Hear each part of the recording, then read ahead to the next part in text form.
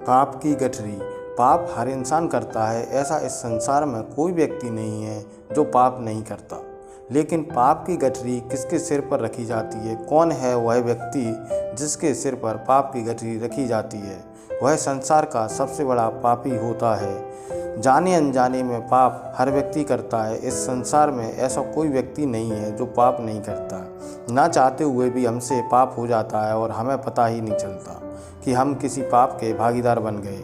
एक समय की बात है, कदली वन में एक मोर और मोरनी रहते थे। उनका जीवन बड़ा सुखमय था। दोनों अपना जीवन खुशी खुशी व्यतीत कर रहे थे। उनके जीवन में कभी कोई संकट नहीं आया था। वो दोनों कभी यह नहीं जानते थे कि दुख होता क्या है, संकट होता क्या है। लेकिन कहते हैं ना कि सुख के बाद दुख आने वाला है। कुछ ऐसा ही मोर मोरनी के साथ होने वाला था। एक दिन तूफान आता है, तब वह मोर और मोरनी दोनों एक वट वृक्ष पर बैठ जाते हैं। उस वट वृक्ष पर हजारों पक्षी रहते थे तथा उन पक्षियों के अंडे रखे होते हैं। तूफान इतना भयंकर होता है कि वह वट वृक्ष को भी हिला देता है, जिस कारण पक्षियों के अंडे नीचे गिर गिर कर टूट जाते हैं और काफ़ी सारे पक्षियों के छोटे बच्चे घोंसले से नीचे गिर कर मर जाते हैं। काफ़ी सारे उड़ने वाले पक्षी भी तूफान की वजह से ख़त्म हो जाते हैं और अन्य भी कई जीव जंतु मारे जाते हैं। जब तूफान ख़त्म हो जाता है तब मोर और मोरनी चैन की सांस लेते हैं और ज़मीन पर उतर कर देखते हैं कि सारे जीव जंतु मरे हुए पड़े हैं। ये देखकर मोरनी बहुत दुखी होती है और मोरनी मोर से कहती है कि स्वामी, आज हमसे बहुत बड़ा पाप हुआ है। हम बड़े पाप के भागीदार बन गए हैं, क्योंकि हमारे रहते हुए इतने सारे जीव जंतु मरे पड़े हैं। इसलिए यह सारा पाप दोष हमें लगेगा। मोर मोरनी को काफ़ी समझाने की कोशिश करता है, लेकिन मोरनी को एक भी बात समझ में नहीं आती। मोर कहता है कि हम पाप के भागीदार नहीं हैं। पाप का भागीदार तो वह है जो इस बवंडर को लेकर आया है, और इस बवंडर की वजह से काफ़ी सारे जीव जंतु मर चुके हैं। इसलिए हम पाप के भागीदार नहीं हैं।